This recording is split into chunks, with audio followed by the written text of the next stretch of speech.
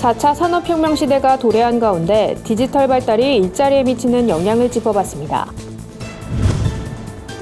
근로자의 날을 맞아 열악한 노동 환경에 처한 청년과 여성들을 위해 한국교회가 해야 할 일은 무엇인지 살펴봤습니다. 시민단체 쉼이 있는 교육 기독교 운동이 학원 휴일 휴무제를 교육 정책에 반영해 줄 것을 촉구했습니다. 3만여 탈북민을 하나로 묶는 세계 탈북민 대회가 개최됐습니다. 안녕하십니까. 구티비 뉴스입니다. 디지털의 발달로 기계가 인간의 육체 노동뿐 아니라 정신 노동까지도 대체할 수 있는 4차 산업혁명의 문이 열렸습니다. 근로자의 날을 맞아 4차 산업혁명이 일자리에 미치는 영향을 기독교적 시각으로 짚어봤습니다. 한현희 기자의 보도입니다. 요즘 어딜 가나 자주 듣게 되는 용어인 4차 산업혁명. 기술의 발달로 기계가 인간의 고유 영역인 정신노동까지 대체하는 시대를 말합니다. 이미 의료 분야에서는 의사 대신 로봇이 수술을 하고 있으며 전 세계인들은 바둑 세계를 제패한 이세돌이 슈퍼컴퓨터 알파고 앞에서 쩔쩔매는 모습을 목격했습니다. 나날이 발달하고 있는 인공지능이 종래인 모든 노동시장에서 인간을 대체할 것이라는 막연한 불안감이 감도는 것도 사실입니다. 미디어 연구센터가 최근 1,000명을 대상으로 설문조사한 결과 4차 산업혁명으로 일자리가 줄어들 것이라고 답한 비율이 무려 90%였습니다.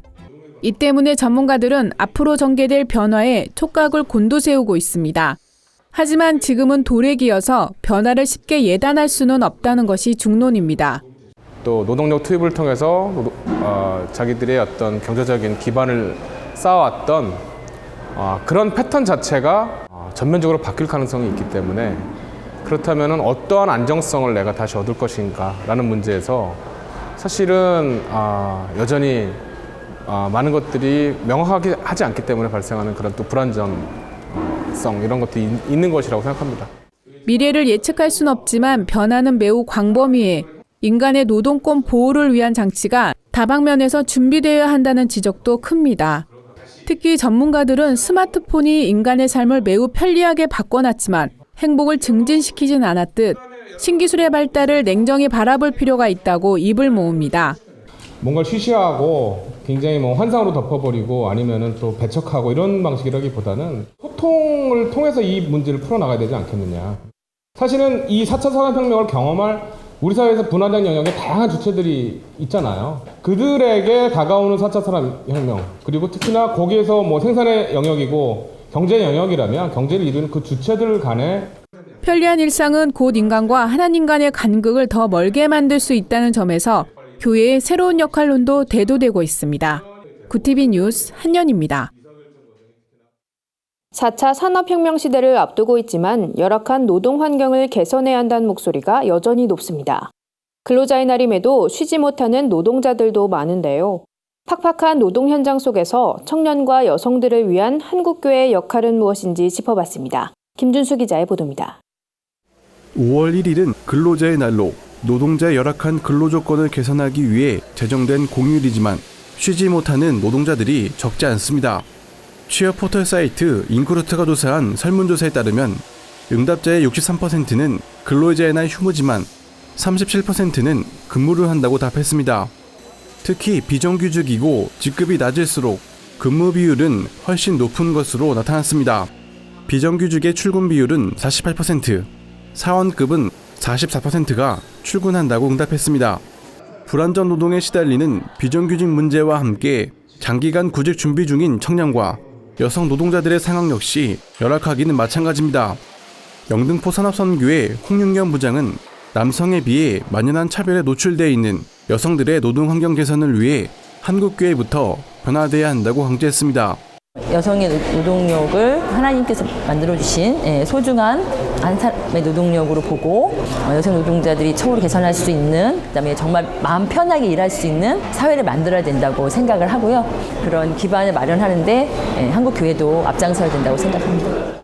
청년직업 트레이닝센터 설성호 목사는 학자금 대출과 약탈적 금융 마케팅으로 인해 빚에 쪼들리는 청년들의 문제를 개인이 아닌 공동체의 문제로 인식하는 일이 선행돼야 한다고 말합니다. 그 청년들이 교회에서도 이런 돈에 대한 고민을 나눌 수가 없었다. 교회들이 이 청년들의 실제적인 삶의 자리의 문제들을 심도 있게 고민하고 또 적극적인 어떤 실천과 행동으로 좀 나서줘야 될 때가 되지 않았나. 구티비 뉴스 김뉴스입니다. 우리나라 청소년들은 과로사 판정 기준인 주당 60시간을 훌쩍 넘은 시간을 공부에 쏟아붓고 있습니다. 쉼이 있는 교육 기독교 운동은 청소년들에게 최소한의 쉼이 보장돼야 한다며 학원 휴일 유무제를 교육 정책에 반영해 줄 것을 촉구했습니다. 쉼이 있는 교육 기독교 운동은 안식의 참된 의미를 회복하고 다음 세대에게 신앙이 제대로 계승되기 위해서라도 휴일엔 학원을 쉬도록 하는 제도 도입이 시급하다고 강조했습니다. 장신대 박상진 교수는 교회 학교가 침체된 가장 큰 이유는 주일에도 학원을 가기 때문이라며 주일을 지키지 않고 학원에 가는 것은 입시와 명문 대입학이 우상이 되고 있음을 드러내주는 것이라고 말했습니다. 박 교수는 우리나라 학생들의 행복지수는 세계에서 제일 낮고 청소년이 자살하는 이유도 대부분 학업과 성적 문제라며 학원 휴일 유무제는 학생들의 삶을 지켜주는 최소한의 기준이 될 것이라고 말했습니다. 쉼이 있는 교육 기독교 운동은 주요 대선 주자들을 대상으로 학원 휴일 유무제가 교육 정책에 반영될 수 있도록 성명서 발표와 간담회 등을 진행할 예정입니다. 국내 3만여 탈북민의 마음을 모아 복음적이고 평화적인 통일을 준비하기 위한 세계 탈북민 대회가 열렸습니다. 참석자들은 공포 정치를 일삼는 김정은 정권은 무력 도발을 즉각 중단해야 한다고 촉구하며 통일을 위해 모든 탈북민이 한마음으로 나아갈 것을 선포했습니다. 이날 대회는 급변하는 한반도 정세와 불안한 북한 정권 상황에서 탈북민들이 통일에 대한 세력으로 결집하자는 취지로 열렸습니다. 축사를 전한 여의도 순복음교회 이영훈 목사는 탈북민들이 마음을 모은다면 통일로 가는 길이 더 가까워질 것이라며 이회를 맞은 세계 탈북민 대회가 통일의 물꼬를 트는 귀한 대회로 거듭나길 바란다고 말했습니다. 참석한 300명의 탈북민들은 제2회 세계 탈북민 대회 선언문을 발표하고 핵미사일 개발 중단과 정치범 수용소 해체 등을 요구하며 우리는 통일이란 성스러운 위협 달성을 위해 투쟁할 것을 선언한다고 밝혔습니다. 오늘의 해외 주요 뉴스를 백유연 기자가 전해드립니다.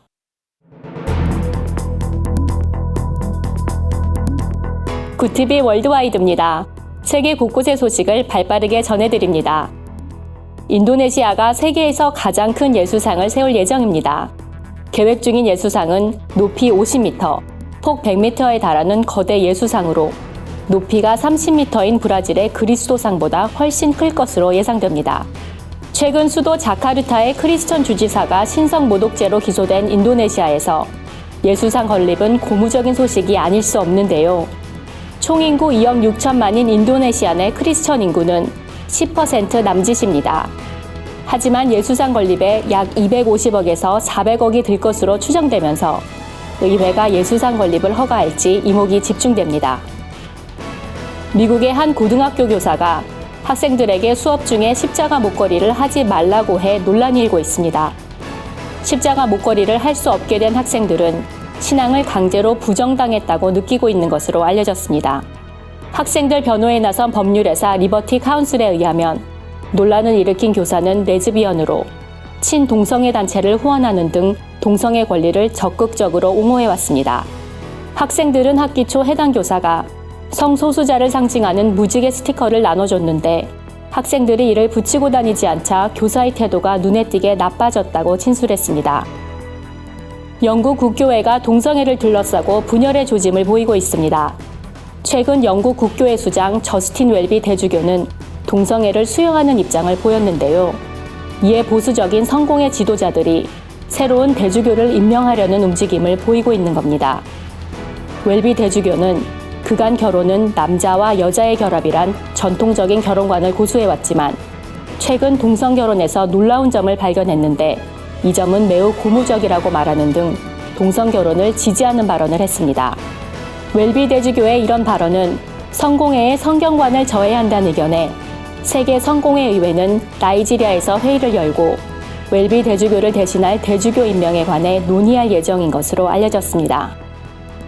미국 공화당 의원들이 도널드 트럼프 대통령에게 종교의 자유 수호를 골자로 한 행정명령을 발효하라고 촉구한 것으로 알려졌습니다. 의원들은 지난 2월 언론에 유출된 행정명령 초안대로 개인 및 기업의 종교의 자유를 폭넓게 허용할 것을 요구하고 있습니다. 초안에 의하면 개인을 포함해 영리를 추구하는 법인과 단체도 조직의 성향에 맞게 선별적으로 고용을 하면서도 정부 지원 사업에 참여할 수 있게 됩니다. 종교단체 역시 종교 색채를 유지하면서 면세 혜택을 누릴 수 있게 됩니다. 일각에선 기업과 자선단체들이 행정명령을 성소수자를 차별하는 수단으로 이용할 수 있다는 우려를 표명했습니다. 지역 선교단체의 노력으로 쿠르드어로 된 성경이 편찬됐습니다. 30여 년 만입니다. 이달 초 미국과 영국 선교단체는 공동으로 쿠르드어의 한 분파인 소라니어로 된 성경을 출간하는 데 성공했습니다. 소라니어를 사용하는 인구는 약 600만으로 이들은 그간 구전으로 전해졌던 성경을 글로 볼 수 있게 됐습니다. 지역 도서 전시회에 첫 선을 보인 성경은 약 300부의 판매를 기록했습니다. 성경은 앱을 통해 스마트폰으로도 볼 수 있으며 웹사이트 상에서도 이용이 가능합니다. 성경을 발행한 선교단체는 소라니어로 된 성경을 편찬한 것은 역사적으로 의미 있는 일이라며 수년간 기도와 희생, 하나님의 큰 신뢰에 기반한 결과물이라고 평가했습니다. 구티비 뉴스 백유한입니다. 오늘의 사회 이슈를 홍희연 기자가 종합해드립니다. 오늘의 이슈 포커스입니다. 뇌물수수와 직권남용 등의 혐의로 구속된 박근혜 전 대통령의 재판 첫 준비 절차가 열립니다. 박 전 대통령 측은 법원 출신 변호사 등 3명을 추가 변호인으로 선임하며 법정 공방 대비에 나섰습니다. 단기간에 이루어지는 집중 심리가 예상되는 가운데 방대한 혐의 내용을 다투려면 기존 2명으로는 턱없이 부족하기 때문입니다. 이번 공판 준비는 정식 재판을 앞두고 혐의를 둘러싼 검찰과 피고인 측 의견을 확인한 뒤 증거조사 계획을 세우는 절차로 진행됩니다. 이번 준비 절차엔 피고인이 직접 출석할 의무가 없어 박 전 대통령은 출석하지 않을 가능성이 높게 점쳐집니다. 북한 공식 매체가 미국의 핵추진 항공모함 칼빈 스노의 동해 진입 사실을 처음으로 보도했습니다. 북한 조선중앙통신은 미제와 남조선 호전광들이 우리의 거듭된 경고에도 불구하고 동해에서 합동 군사연습을 개시했다고 전했습니다. 이어 미제와 괴뢰 호전광들은 이번 훈련이 우리 미사일에 대한 경보훈련이라고 주장했다고 덧붙였습니다. 북한의 대외 선전용 매체들은 이전 보도에서 일반 군인과 주민들을 내세우며 미국 핵 항공모함을 수장시키겠다는 간접적인 위협 발언을 쏟아낸 바 있습니다. 하지만 이번 보도는 단 3문장으로 이루어졌으며 미국을 향한 직접적인 위협 없이 사실만 전달한 수준으로 나타났습니다. 올해 1분기 대조리상 실업자가 50만 명을 넘어섰습니다. 분기 기준으로 사상 최대치를 기록한 수치입니다. 이에 따라 고학력자 실업 문제가 빠르게 악화되고 있다는 지적이 나오고 있습니다. 통계청에 따르면 올해 1분기 실업자는 116만 7천 명으로 지난해 1분기와 비교해 1.2% 증가했습니다. 이 같은 현상은 대기업과 중소기업, 정규직과 비정규직의 임금 격차가 크게 나타나기 때문인 것으로 분석됩니다. 임금이나 근로조건 등 일자리 질의 차이가 크게 나면서 차선의 일자리보단 시간이 걸려도 좋은 일자리를 찾는 구직자가 늘었던 겁니다. 전문가들은 정부는 인턴 같은 단기직보다 양질의 일자리 공급에 집중하면서 기업의 투자를 유도하는 정책을 펴야 한다고 주장했습니다. 한국 젖소의 산유량이 3년 연속 세계 3위를 차지했습니다. 지난해 기준 우리나라 젖소 한 마리당 평균 산유량은 1,334kg으로 국제가축기록위원회 회원국 가운데 3번째로 높았습니다. 순위는 같았지만 한 마리당 평균 산유량은 전년 대비 45kg 증가했습니다. 농협에 따르면 우리나라는 최초 젖소 목장이 설립되던 당시만 하더라도 우유 공급을 위한 기반도 갖추기 어려운 환경이었습니다. 하지만 외국에서 들여온 젖소를 우리나라 환경에 맞춰 개량한 결과 낙농 선진국 대열에 올랐습니다. 농협은 앞으로도 정부 당국과 협의해 민간교류 및 낙농 기술 증대를 이룰 계획이라고 밝혔습니다. 구티비 뉴스 홍우현입니다. 주요 단신입니다. 북한 인권단체연합회가 대통령 선거 후보 측에 북한 인권 관련 정책과 공약에 대해 질의했습니다. 질의사항은 북한 정치범 수용소의 불법 구금 및 강제노동 문제, 탈북자 강제 북송, 인도적 지원 문제 등입니다. 북일련은 아직까지 뚜렷한 대북 정책을 표명한 후보가 없다며 북한 주민의 고통을 침묵하는 부끄러운 대통령이 나오지 않길 바란다고 밝혔습니다. 세이덴 교회 소강성 목사가 캄보디아의 사랑의 선교관을 건립하고 부하들에게 무료 숙식을 제공하는 등의 공로를 인정받아 캄보디아 국왕에게 훈장을 받았습니다. 소 목사가 받은 훈장은 캄보디아에서 외국인이 받을 수 있는 최고 수준의 것으로 불교 국가인 캄보디아에서 기독교 목회자가 훈장을 받은 것은 이례적인 일입니다. 기독교 윤리실천운동이 오는 8일 새로운 사회와 국민 통합을 위한 한국교회의 역할을 고민하는 토론회를 엽니다. 탄핵 정국에서 나타난 한국 사회 갈등의 원인과 극복 방안을 주제로 열리는 이번 토론회에선 이화여대 백소영 교수, 서강대 전상진 교수가 평화와 화합을 위한 교회의 역할에 대해 발제할 예정입니다. 한국 컴패션이 4일부터 6일까지 서울 광진구 어린이대공원에서 열리는 2017 서울 동화축제에서 체험전을 진행합니다. 이번 체험전에선 필리핀 세부의 쓰레기 마을에 사는 현지 아동의 집을 재현했습니다. 참가 어린이들은 쓰레기 줍기를 통해 필리핀 아동들이 겪는 가난을 경험할 수 있습니다.